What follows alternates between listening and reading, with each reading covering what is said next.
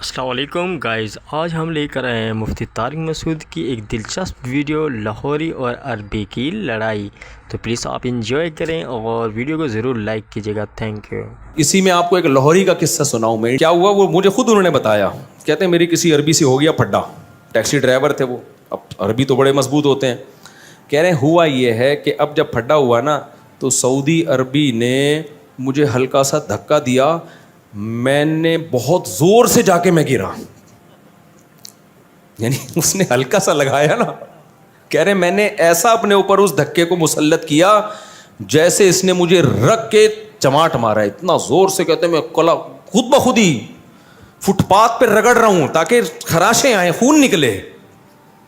ابے میں نے کہا یار میں گرا ہوں اور میں ایسے جا کے نا وہ عربی بھی دیکھ رہے یار یہ تو میں نے یوں کیا ہے, میں نے اس کو ہو کیا گیا. کہہ رہے یوں گرا ہوں اور یوں کر کے نا خراشیں آ رہی ہیں, گھٹنے پہ چوٹ آ رہی ہے, یہ آ رہی ہے, قمیض پھٹ رہی ہے, شلوار پھٹ رہی ہے, پتہ نہیں کیا کیا جو اس سے بس میں تھا اس نے کر لیا. یہی ہوا, عربی اندر ہو گیا جیل میں. کہہ رہی ہے معافیاں مانگ مانگ کے اس نے جان چھڑائی ہے. مجھ سے بھائی معاف کر دے یار, آئندہ کسی لاہوری سے. جرمانہ بھی دیا اس نے عربی نے, جیل میں بھی گیا. وہ سعودی جو ہے نا کہہ رہا معافیا مانگ مانگ کے مجھے ترس آئے چل جا. کیا یار. تو ایک اور قصہ ہے یار, اب کیا کرے یار.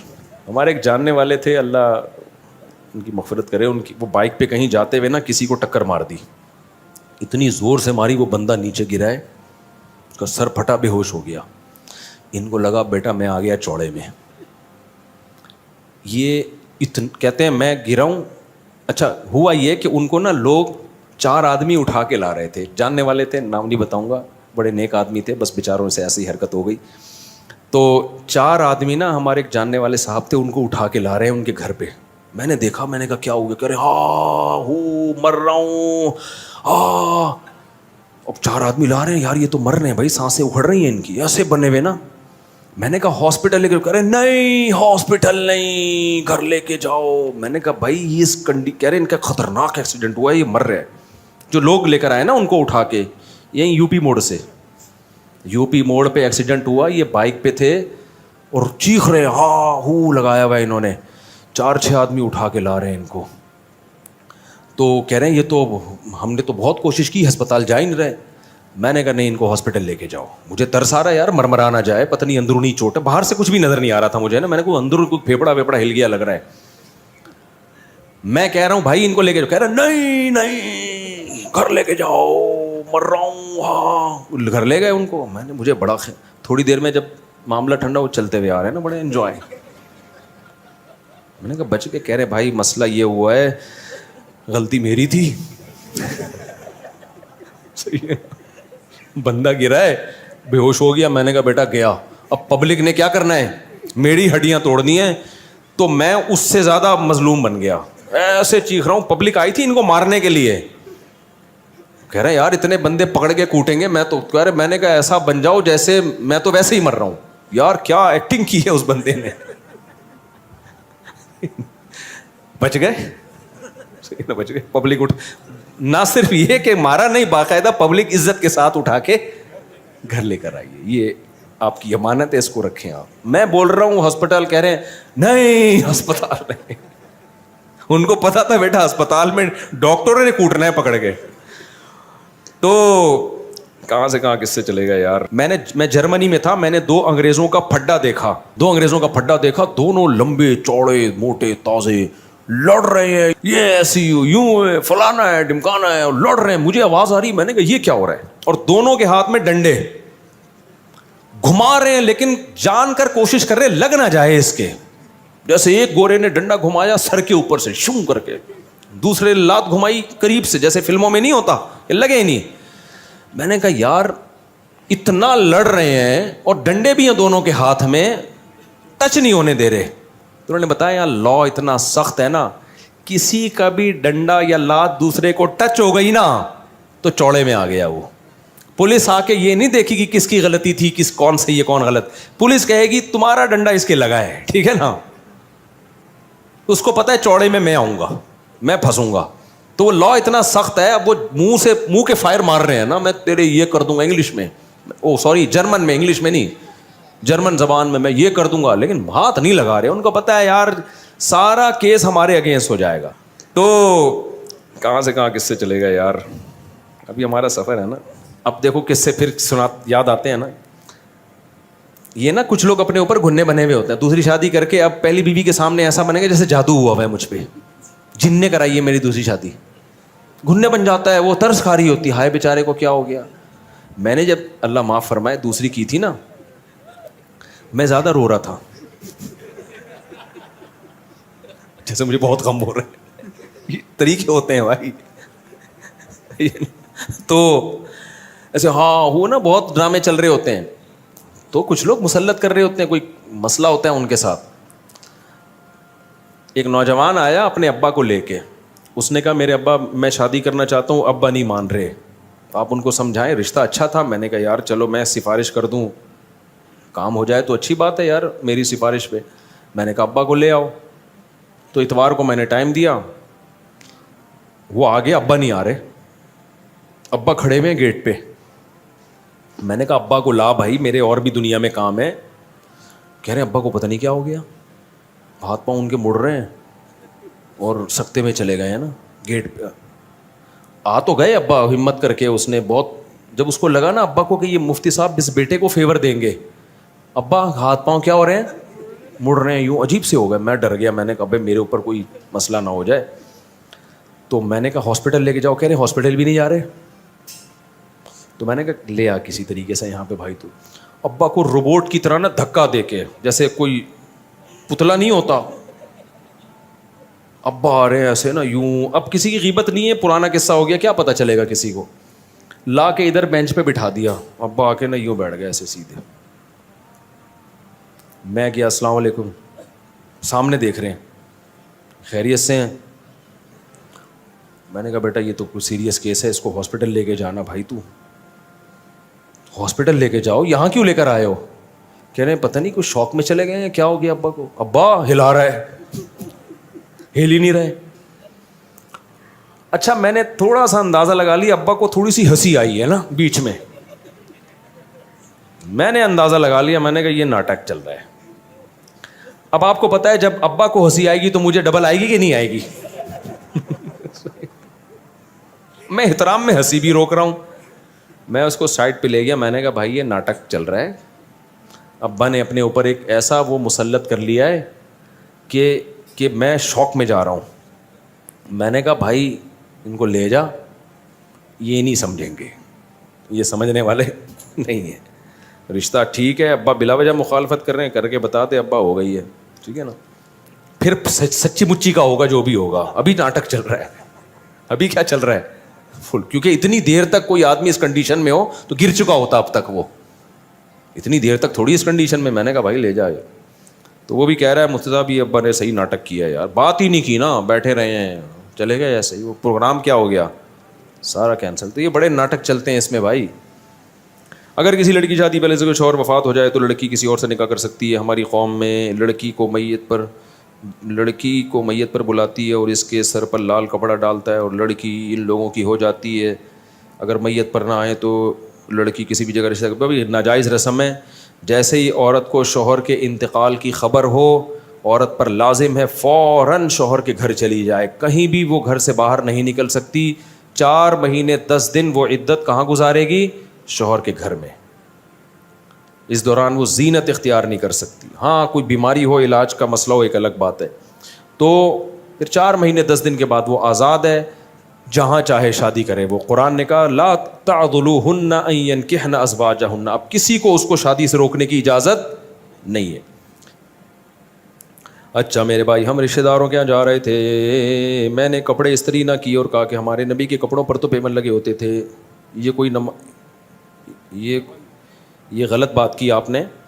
ہمارے نبی صلی اللہ علیہ وسلم نے غربت کو خود اختیار کیا ہے, سمجھ رہے ہو. جب غربت کو اختیار کیا تو آپ کے پاس کپڑوں کے پیسے ہی نہیں ہوتے تھے, اور آپ کے تو اکاؤنٹوں میں ٹھیک ٹھاک پیسے پڑے ہوئے ہوتے ہیں, ابا کے جیب میں بھی ہوتے ہیں, آپ کی جیب میں بھی ہوتے ہیں. تو اس کی اسلام میں مثال نہیں ملتی کہ پیسہ ہو اور آپ اس کو استعمال نہ کرو. ایک صحابی کو نبی نے پراگندہ بالوں میں پھٹے پرانے کپڑوں میں دیکھا. آپ نے فرمایا کہ اللہ نے تمہیں پیسہ نہیں دیا کہ اپنے حالت کو درست کر لو. کہا کہ ہاں دیا ہے. آپ نے فرمایا ان اللہ یحب ان یرا اثر نعمتہ علی عبدہ، اللہ چاہتے ہیں کہ جب کوئی اللہ نے کسی کو مال دیا ہو تو اس کے لباس اور پوشاک سے نظر آنا چاہیے. تو اگر اللہ نے مال دیا تو پھر پھٹے پرانے کپڑے پہننے کی آپ کو اجازت نہیں ہے.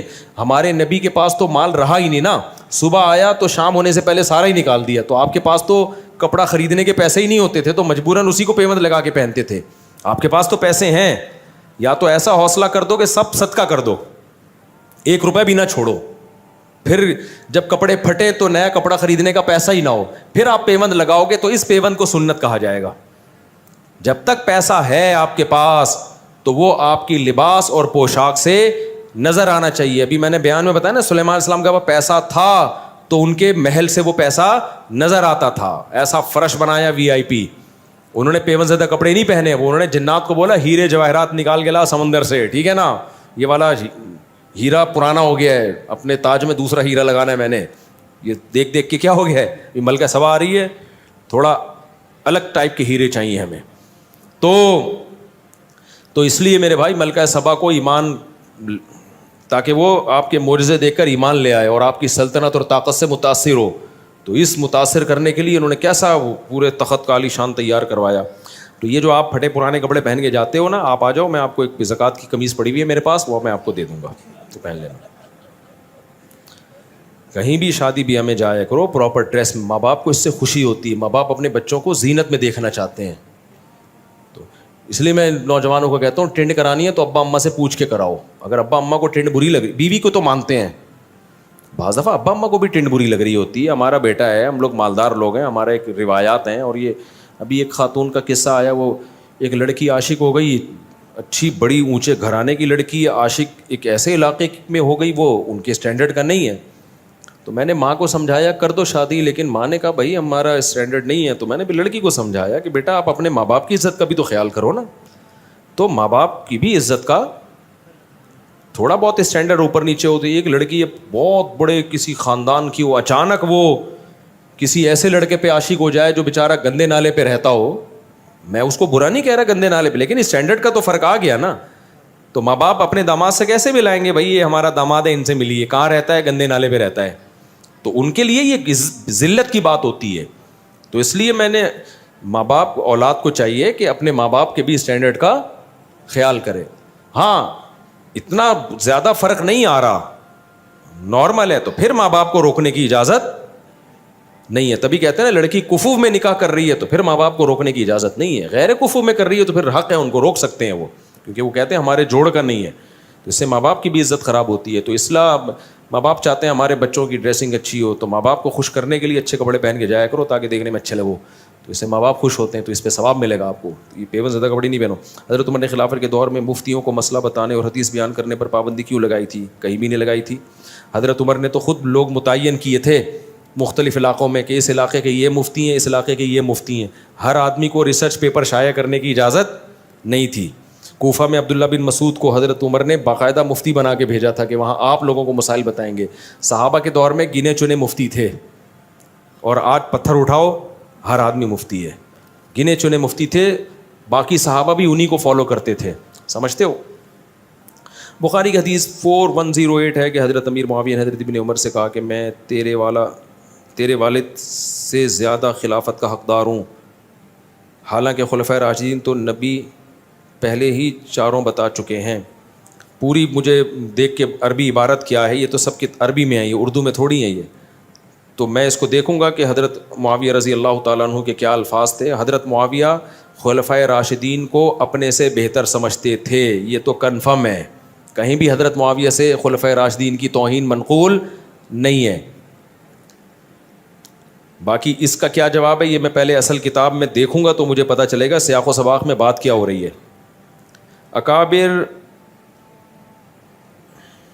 انجینئر نے علماء اکابرین کا واقعہ بتایا ہے. کتاب تذکرۃ الرشید سے حوالہ بھی دیا ہے کہ حضرت رشید احمد گنگوہی اور حضرت قاسم نانوتوی لیٹے ہوئے تھے، ایک دوسرے کے سینے پہ ہاتھ پھیرا تو انہوں نے کہا میاں لوگ کیا کہیں گے؟ تو جواب دیا کہ کہنے دو. تو دونوں ہم جس پرستی ہم کر رہے تھے معاذ اللہ. دیکھو انجینئر کا ہو گیا دماغ خراب، اور انجینئر کی ایک ویڈیو شائع ہوئی ہے اس کے پتہ چلتا ہے کہ کون کیا کر رہا تھا. پرانی ویڈیو ہے اس کی, آپ دیکھ لیں. وہ میں کیا بولوں, ہمیں تو یہ باتیں کرتے ہوئے بھی برا لگتا ہے. میں نہیں کہہ رہا کہ وہ مجسر پرسی کر رہا تھا, میں ایسا الزام نہیں لگا رہا. تو کچھ لوگوں نے شائع کی ہے یہ جو واقعے سے جتنی غلط فہمی ہو رہی ہے نا, انجینئر کی اس ویڈیو سے اس سے زیادہ غلط فہمی ہوگی اور انجینئر پہ الزام لگے گا, لیکن ہم اس کی تعویل کرتے ہیں. سمجھ رہے ہو؟ میں ایک بات کہتا ہوں, اگر یہ دونوں معاذ اللہ ہم جس پرستی کر رہے ہوتے, دونوں بڑی عمر کے لوگ, بڑی بڑی داڑیاں, تو کیا نقل کفر نباشت. اور کیونکہ اس نے خود یہ بحث اٹھا دی ہے نا, تو ہمیں تو شرم آ رہی ہے یہ بحث یہاں اس صفائیاں بیان کرتے ہوئے بھی. تو کیا لڑکوں کی کمی تھی اس زمانے میں؟ ہم جس طرح پرستی کرنے والا کیا اتنی بڑی بڑی داڑیوں والے آدمی کو تلاش کرتا ہے اس کام کے لیے؟ اور پھر وہ یہ کر کے کتاب میں لکھیں گے بھی ہے بھائی. یہ خالصتاً ایک مذاق کا واقعہ ہے جو ان کے کسی شاگرد نے لکھا کہ دونوں لیٹے ہوئے ہیں, مذاق کر رہے ہیں ایک دوسرے کے, جیسے ہوتا ہے نا بے تکلفی کا مذاق لوگ کر رہے ہوتے ہیں, فحش مذاق بھی کرتے ہیں ایک دوسرے کے ساتھ بے تکلفی میں. وہ ایک محض مذاق کا واقعہ ہے. لکھنے والے کا مقصد یہ تھے کہ اتنے فری تھے کہ اس قسم کے فحش مذاق بھی آپس میں کر لیا کرتے تھے. اب لکھنے والے کی غلطی ہے کہ یار اگر کوئی آپس میں اتنا بے تکلف ہے, اس طرح کا مذاق کر بھی رہا ہے, تو اس کو کتاب کی زینت بنانا بنتا نہیں ہے. وہ بے وقوف نے اس کو کتاب کی زینت بنا دی ہے. تو اس پہ یہ اعتراض بنتا ہے کہ یار اگر اس طرح کا کوئی مذاق کسی کے ساتھ کر بھی رہا ہے, میاں لوگ کیا کہیں گے, یہ مذاق ہے, تو اس کو کتاب میں لکھنے کی ضرورت نہیں ہے. لوگ کر رہے ہوتے ہیں, ایک دوست بھی ایک دوسرے سے مذاق کر رہے ہوتے ہیں, آج تو بڑا کہتے ہیں نا, بڑا آج تو بڑا چمکتا ہوا لگ رہا ہے, کاش تو لڑکی ہوتا میں تجھ سے شادی کرتا, یہ کہہ رہے ہوتے ہیں نا لوگ. یہ دوست احباب آپس میں مذاق کرتے ہیں, لیکن یہ مذاق ایسا نہیں ہوتا بیٹھ کے کتاب میں لکھ دو کہ حضرت جی فلاں موقع پہ فلاں کو یہ فرما رہے تھے. تو لکھنے والے کی یہ غلطی ہے کہ اس نے اس مذاق کے واقعے کو, بے تکلفی کے واقعے کو کتاب کی زینت بنا دیا. انجینئر کیا کچھ سڑا ہوا دماغ ہے, اس کے ہمیشہ اس سے گوبر ہی نکلتا ہے, منہ سے بھی گوبر. بعض لوگوں کے گوبر کا ایک خاص راستہ اللہ نے بنایا ہے, وہیں سے نکلے گا. لیکن کچھ لوگ ایسے ہیں کہ ان کے لیے وہ راستہ چھوٹا پڑ گیا تو منہ سے بھی گوبر نکلتا ہے. تو انجینئر اگر یہ اعتراض کرتا نا کہ ان کے مریدوں میں عقل نہیں تھی, ایک نجی واقعہ, محفل کا مذاق کا واقعہ کتاب میں لکھ دیا, تو ہم اس کو سپورٹ کرتے کہ واقعی صحیح کہہ رہا ہے. یار ایک بے تکلفی کا واقعہ تھا, کتاب میں لکھنے کی کیا ضرورت تھی؟ لیکن انجینئر کے چونکہ دونوں راستوں سے گوں ہی ہمیشہ نکلتا ہے, تو منہ کی بواسیر کہتے ہیں نا, تو اس نے فوراً اس پہ کہہ کے لونڈے بازی کر رہے تھے معاذ اللہ. تو خدا کے غضب سے ڈر. رشید احمد گنگوہی کے تقوی کے واقعات اگر میں تجھے سنانا شروع کر دوں تو بے ہوش ہو جائے گا, تو ان کی خاک کے برابر بھی نہیں ہے. قاسم نانوتوی رحمۃ, یہ مدرسوں کی بنیاد, پوری دنیا میں اللہ نے کام لیا. آج پوری دنیا میں امام حرم کا بھی بیان یوٹیوب پہ موجود ہے, اور میں تو دنیا گھوم کے آیا ہوں. مولانا طارق مل صاحب پوری دنیا گھومے ہیں. پوری دنیا میں آپ کو مدرسہ ملے گا نا, اس کے تانے بانے علماء دیوبند اور مولانا قاسم نانوتوی سے جا کے ملیں گے. اگر خدا نخواستہ وہ یہ ہوتے, اتنی اللہ ان کے عقیدت لوگوں کے دلوں میں بٹھاتا, ان کے شاگرد اتنی بڑی بڑی قربانیاں دیتے. تو ایک مذاق کا واقعہ, دو بوڑھے لیٹے ہوئے ہیں اور ایسے فری ہو رہے ہیں ایک دوسرے سے, مذاق کر رہے ہیں, تو بے وقوف کسی نے اس مذاق کو کتاب کی زینت بنا دیا. تو اسے نہیں پتا تھا منہ کی بواسیر بھی ہے بہت سے لوگوں کو, وہ بیٹھ کے اسی کو کیش کرائیں گے. تو انجینئر کو خدا کے عذاب سے ڈرنا چاہیے, جو لوگوں کی اس طرح سے عزتیں اچھالتا ہے, دنیا میں لازمی ذلیل ہوتا ہے وہ. تو اس کو چاہیے کہ تو سچی مچی میں نہ پکڑا جائے کہیں, صحیح ہے نا. میں الزام نہیں لگا رہا انجینئر پہ کہ وہ یہ حرکتیں کرتا ہے, نہیں کرتا ہوگا, ہم اچھا گمان رکھتے ہیں. لیکن جب کوئی کسی کا اس طرح سے مذاق اڑاتا ہے تو اللہ اس کو اس جرم میں مبتلا کرتے ہیں. اور اس کی ویڈیوز پڑی ہوئی ہیں, ہم تو پھر اس کی بھی تعویل کر رہے ہیں. نہیں کہہ رہا کہ یہ غلط حرکتیں کر رہا ہے, لیکن کسی نے بنایا یہی واقعہ کہ یہ میاں کیا کر رہے ہو, اس کو دیکھو اور اس سے پوچھو میاں تم کیا کر رہے ہو یہاں پہ. تو وہ ویڈیو تو ہم نے وائرل بھی نہیں کی. میں نہیں کہہ رہا اس میں کوئی غلط حرکت کر رہا ہے, لیکن آپ وہ ویڈیو دیکھو گے تو آپ کو پتا چلے گا جو دوسرے پہ الزام لگا رہا ہے نا, اس سے زیادہ خود اس کے اوپر انگلی اٹھ سکتی ہے. سمجھتے ہو کہ نہیں سمجھتے؟ تو میرے اس بیان کے ساتھ کوئی وہ ویڈیو چلا دے, لیکن نہ چلائے اچھا ہے. ہم تو نہیں چاہتے کہ ایسی گند سوسائٹی میں پھیلے, لیکن یہ بہت زیادہ فری ہو رہا ہے, یہ بہت بکواس کر رہا ہے. اتنے بڑے بڑے داڑھیوں والے آدمی یار, جن کے ہزاروں مرید ہوں, لاکھوں دنیا ان پہ عاشق ہو, اور پوری دنیا میں انہوں نے دین کا کام کیا, وہ ایک بے تکلفی کا ایک مذاق کر رہے ہیں. تو ٹھیک ہے, یہ مذاق نہیں کرنا چاہیے ان کو, اس لیول کا مذاق نہیں کرنا چاہیے. یہ بھی نصیحت کی جا سکتی ہے, اور اگر کر لیا ہے تو لکھنا نہیں چاہیے, یہ بھی نصیحت کی جا سکتی ہے.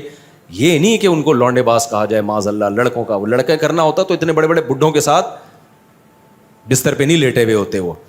تو اس کو ہو گئی ہے منہ کی بواسیر, سمجھ رہے ہو.